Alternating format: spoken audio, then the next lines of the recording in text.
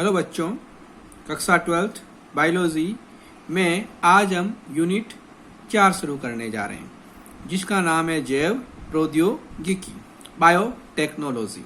इसमें आप देख रहे हैं कुल 3 अध्याय है। अध्याय 14 जैव प्रौद्योगिकी का सामान्य परिचय, अध्याय 15 आनुवंशिक अभियांत्रिकी और अध्याय 16 पादप उत्तक संवर्धन। और इन तीनों अध्याय का जो अंक भार है वो 5 है, यानी इन तीनों पार्टों में से बोर्ड में 5 नंबर के प्रश्न आते हैं। तो आज के वीडियो में हम अध्याय 14 जैव प्रौद्योगिकी सामान्य परिचय शुरू कर रहे हैं। सबसे पहले देखते हैं इस पार्ट के मुख्य टॉपिक क्या क्या है।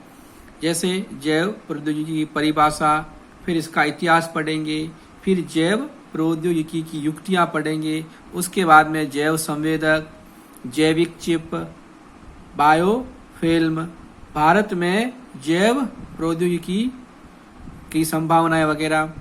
8वां होगा जैव प्रौद्योगिकी उद्यान, फिर जैव प्रौद्योगिकी के कार्य क्षेत्र, महत्व, और लास्ट में पढ़ेंगे जैव प्रौद्योगिकी की शाखाएं। तो सबसे पहले शुरू करते हैं जैव प्रौद्योगिकी यानी बायोटेक्नोलॉजी की परिभाषा। तो जो बायोटेक्नोलॉजी शब्द है, इसमें आप 2 शब्द देख रहे हैं। पहला बायो यानी सजीव, और टेक्नोलॉजी यानी तकनीक, यानी सजीवों पर तकनीक का प्रयोग। क्यों? क्योंकि हम जानते हैं हमें सजीवों से कई प्रकार के उत्पाद प्राप्त होते हैं।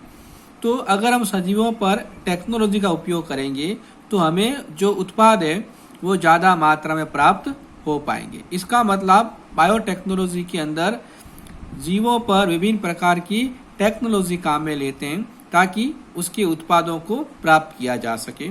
तो इसी आधार पर अगर हम इसकी परिभाषा देखें तो सजीव जैसे सूक्ष्म जीव है, जंतु है या पादप है, इस पर विभिन्न तकनीकों का प्रयोग करके मानव उपयोगी पदार्थों का निर्माण विज्ञान की जिस शाखा में करेंगे वही शाखा जैव प्रौद्योगिकी कहलाती है। अब EFB European federation of biotechnology, इसने जो परिभाषा दी है तो इसके अनुसार सूक्ष्म जीवों, उत्तकों, अंगों में मानव उपयोगी पदार्थ प्राप्त करने के लिए आणविक पदार्थ जैसे DNA का समायोजन करना ही जैव प्रौद्योगिकी कहलाती है। अब अगर इसका इतिहास देखें तो लगभग 1663 से 1675 के बीच में रॉबर्ट हुक द्वारा मृत कोशिका और एंटी वॉन ल्यूवेनहॉक द्वारा जीवित कोशिका की खोज की गई थी।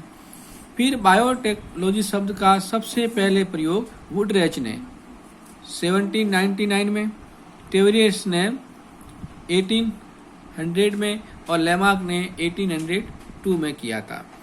फिर 1885 में थियोडर एसेरिच द्वारा एरिसिया कोलाई, जिसे शॉर्ट में ई कोलाई भी कहते हैं, इस जीवाणु की खोज की गई थी और ये जीवाणु बायोटेक्नोलॉजी में काफी महत्वपूर्ण है, एसेरिकिया कोलाई। फिर 1887 में W वाल्डेर द्वारा गुणसूत्रों की खोज की गई थी। 1897 में एडवर्ड बुकनर द्वारा जाइमेज एंजाइम की खोज हो गई और इस एंजाइम का काम क्या है, ये शर्करा का किण्वन करके एथेनॉल का निर्माण करता है। फिर 1915 में फ्रेडरिक W वॉल्ट द्वारा जीवाणु भोजी बैक्टीरिया फेज की खोज हुई। फिर 1919 में कॉर्ल इरेकी द्वारा जैव प्रौद्योगिकी शब्द का उपयोग किया गया। तो ये थोड़ा महत्वपूर्ण है, जैव प्रौद्योगिकी शब्द का प्रयोग किया था सबसे पहले कॉर्ल इरेकी ने। फिर 1928 में अलेक्जेंडर फ्लेमिंग ने पेनिसिलिन नामक एंटीबायोटिक की खोज की थी और 1941 में जैव विलियमसन द्वारा आनुवंशिक अभियांत्रिकी, जिसे इंग्लिश में कहते हैं जेनेटिक इंजीनियरिंग शब्द का प्रयोग किया गया। तो ये भी याद रखना, आनुवंशिक अभियांत्रिकी शब्द का प्रयोग किया था जैव विलियमसन ने। फिर नेक्स्ट देखिए 1953 के अंदर जेम्स वाटसन और फ्रांसिस किक द्वारा DNA की द्विरज्जु की संरचना का मॉडल प्रतिपादित किया गया था।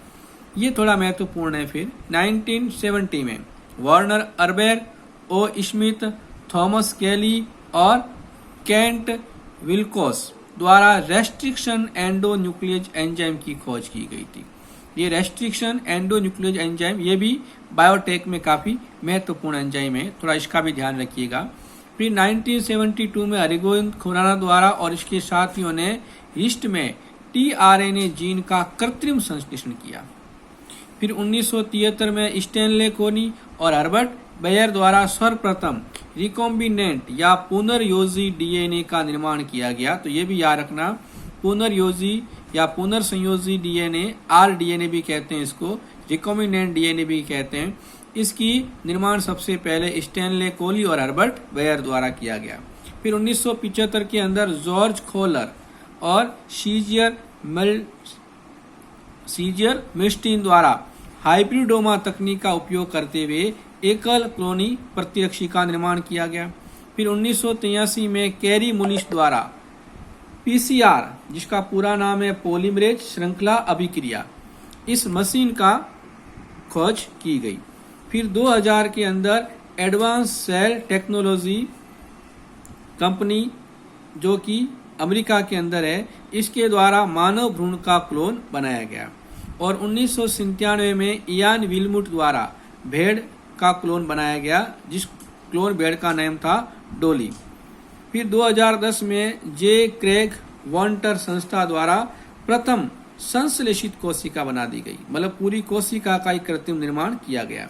फिर 2016 में फूड एंड ड्रग एडमिनिस्ट्रेशन, जिसका शॉर्ट नेम है FDA, इसके द्वारा जीके वायरस की वैक्सीन का आविष्कार किया गया और इसको चिकित्सकीय प्रयोग के लिए मान्यता भी मिल गई थी।